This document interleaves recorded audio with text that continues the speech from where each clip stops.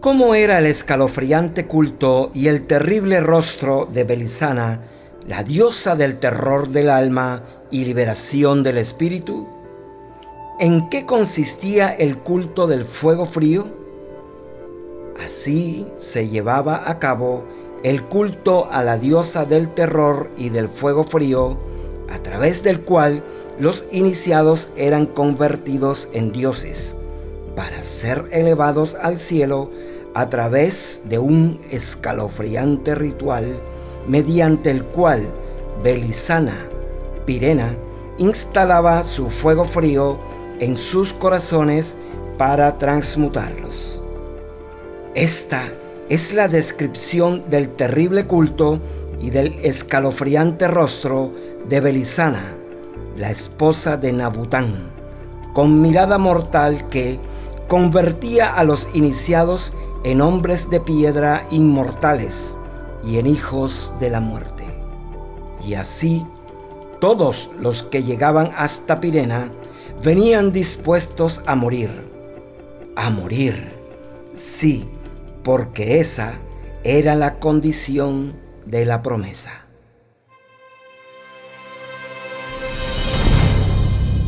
Somos el Proyecto Avatar.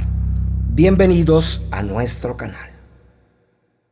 Antes de dar respuestas a las preguntas planteadas en la introducción de este video, es importante resaltar en primer lugar que esta era la primera vez que en un culto aparecía la posibilidad de enfrentar y superar al temor. Es decir, superar ese sentimiento que en todos los cultos aseguraba la sumisión del creyente a los dioses, lo cual era contrario a todos los cultos anteriores, donde el temor a los llamados dioses era un sentimiento necesario e imprescindible para mantener vivo y asegurar la autoridad terrestre de los sacerdotes. Pues, si el hombre no les temía, al final terminaban rebelándose contra los dioses, sublevándose antes contra los sacerdotes de dichos dioses. En segundo lugar, es necesario aclarar algo que hoy no es tan obvio, y es el hecho de que en todas las lenguas indogermánicas, frío y miedo tienen la misma raíz, lo que aún puede intuirse, como por ejemplo en el escalofrío del terror.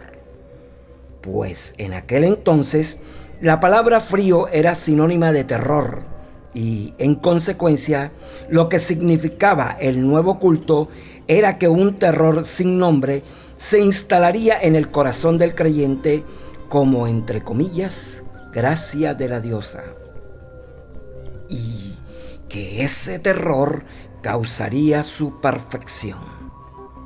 Lo tercero a tener en cuenta es que durante los días de los señores de Tarsis solo sobrevivía uno de los tantos manzanos de Tarsis, y nadie sabía explicar si los otros habían desaparecido por causas naturales o por el talado intencional.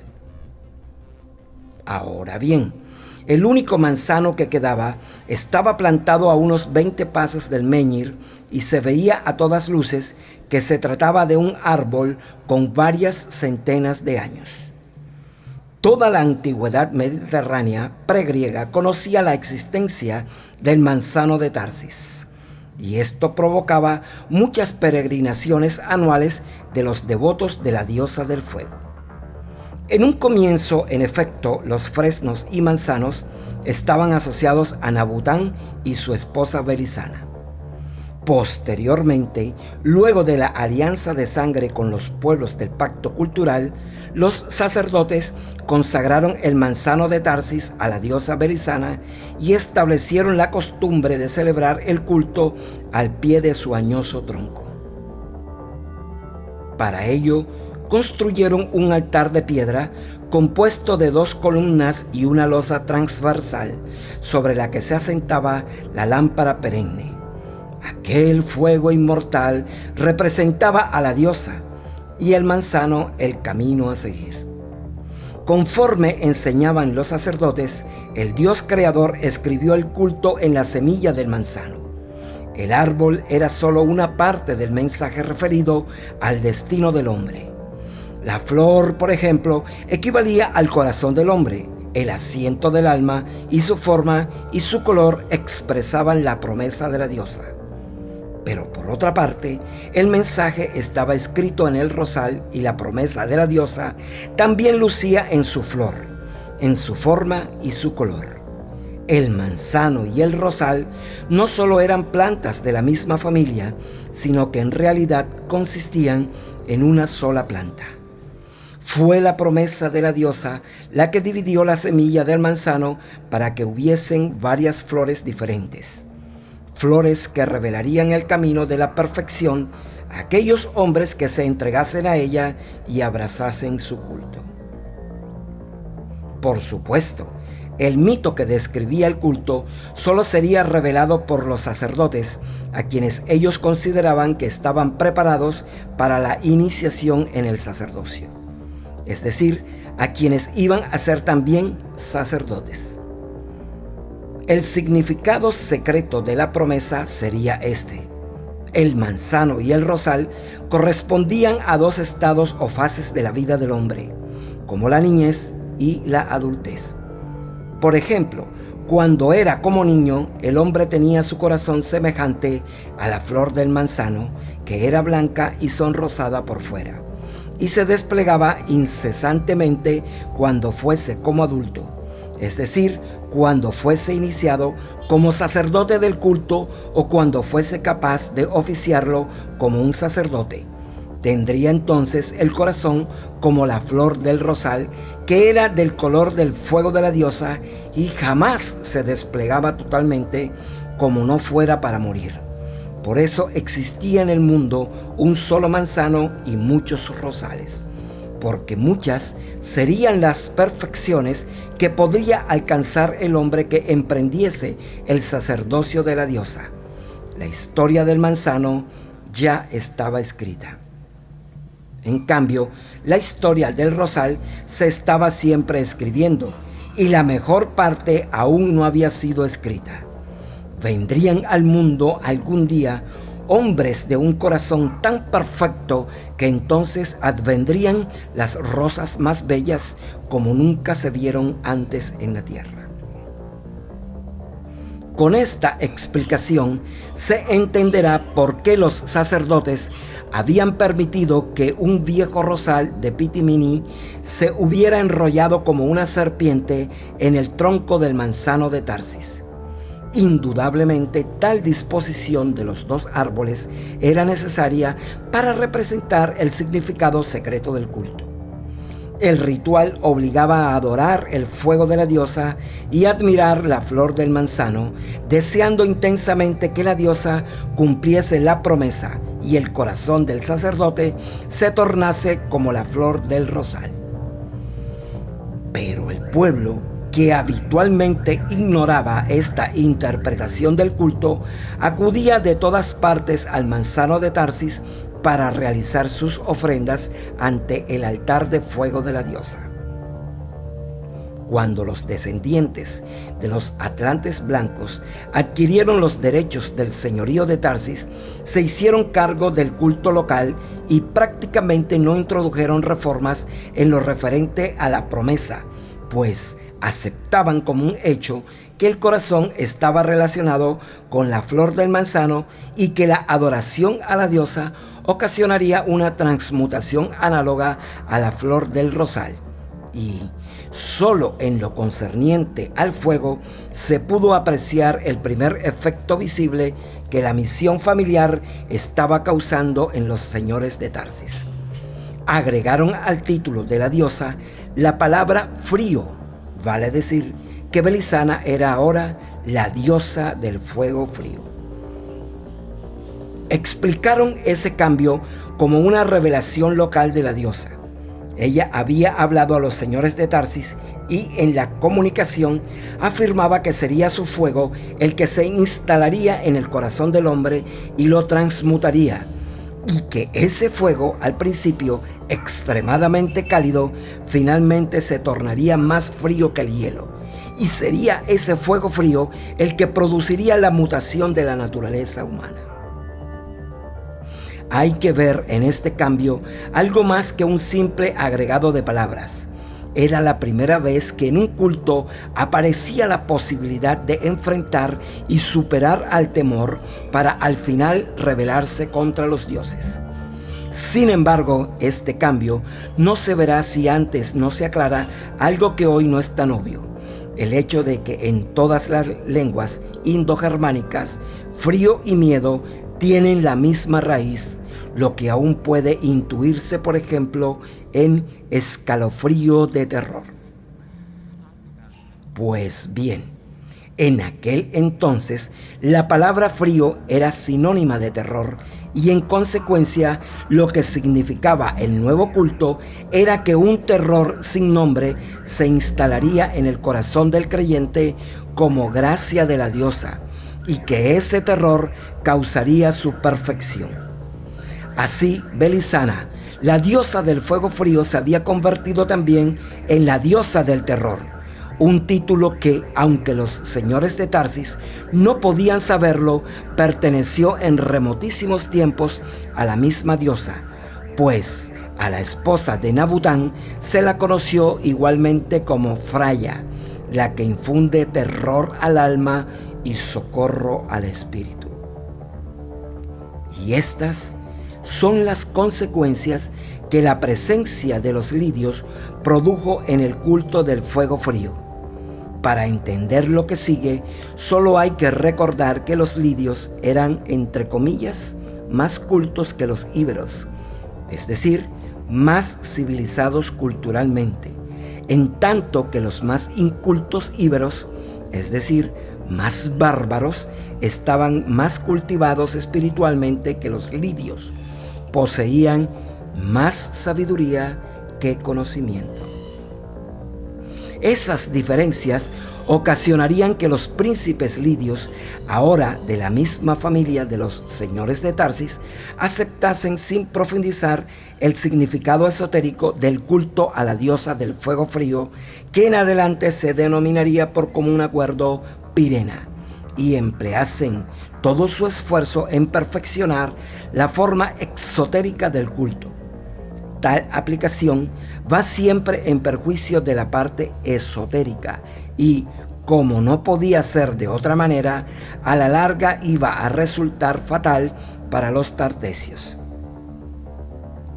Los lidios, como en otras industrias, eran hábiles artesanos de la piedra, y en su afán de perfeccionar la forma de culto, decidieron, ante el horror de sus parientes íberos, que nada podían hacer para impedirlo, tallar el menhir del bosque sagrado con la figura de Pirena.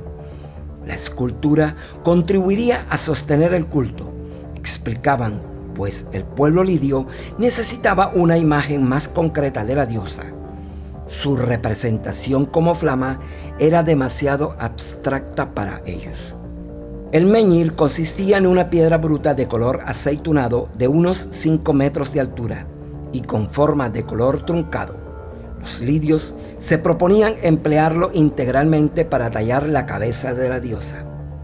De acuerdo con su proyecto, la nuca debía quedar frente al manzano, de tal suerte que el divino rostro mirase directamente al pueblo, y el pueblo, distribuido en un claro circundante desde el que se dominaba la escena ritual, vería el rostro de la diosa, y tras de ella el manzano de Tarsis. Trabajaron 2 maestros escultores en la talla, uno para esculpir el rostro y otro las guedejas serpentinas, en tanto que 3 ayudantes se ocupaban de practicar el hueco de la nuca, conectado con los ojos de la diosa. La obra no estuvo lista antes de 5 años, pues aun cuando las herramientas de hierro de los lidios permitieron adelantar mucho de entrada, la terminación pulida que pretendían les demandó largos años de trabajo. En verdad, los tartesios continuarían puliendo durante décadas la cabeza de Pirena hasta dotarla de un impresionante realismo. La necesidad que sentían los lidios de contemplar una manifestación figurativa de la diosa era propia de la época. Los pueblos del pacto cultural experimentaban entonces una generalizada caída en el exoterismo del culto que los llevaba a adorar los aspectos más formales y aparentes de la deidad.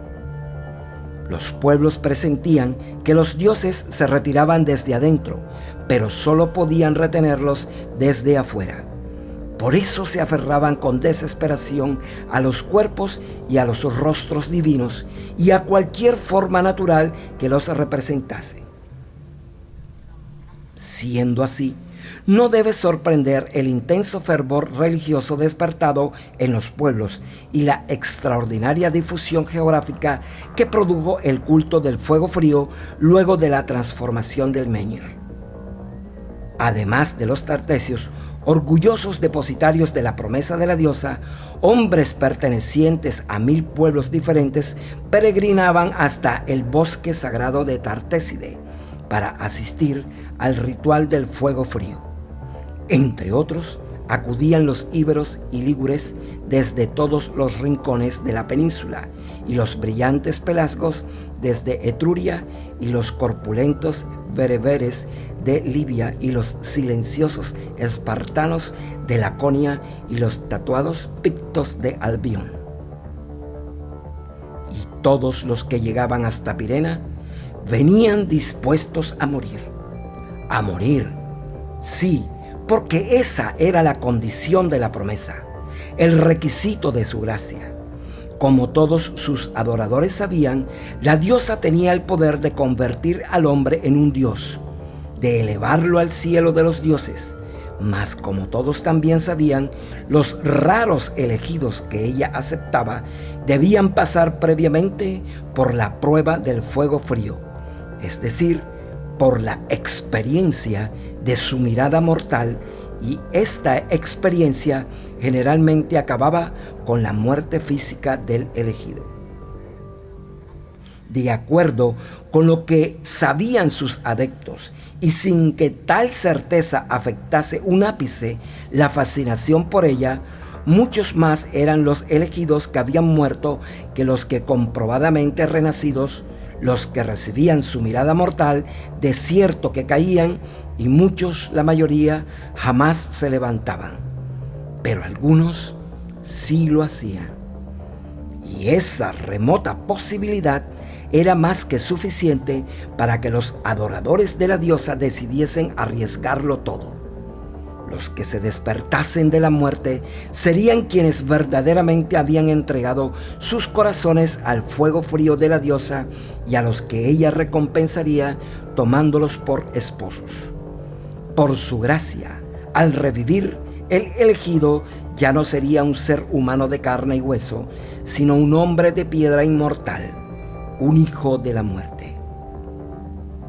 Estos títulos al principio constituyeron un enigma para los señores de Tarsis, que fueron quienes introdujeron la reforma del fuego frío en el antiguo culto a Belisana, pues afirmaban haberlos recibido por inspiración mística directamente de la diosa, aunque suponían que se refería a una condición superior del hombre, cercana a los dioses o a los grandes antepasados.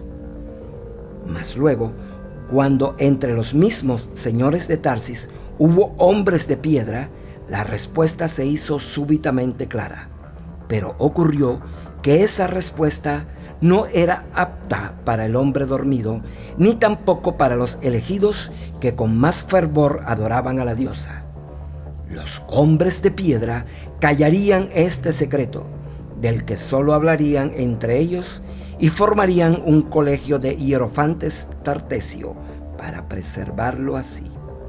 A partir de allí serían los hierofantes tartesios transmutados por el fuego frío, los que controlarían la marcha del culto.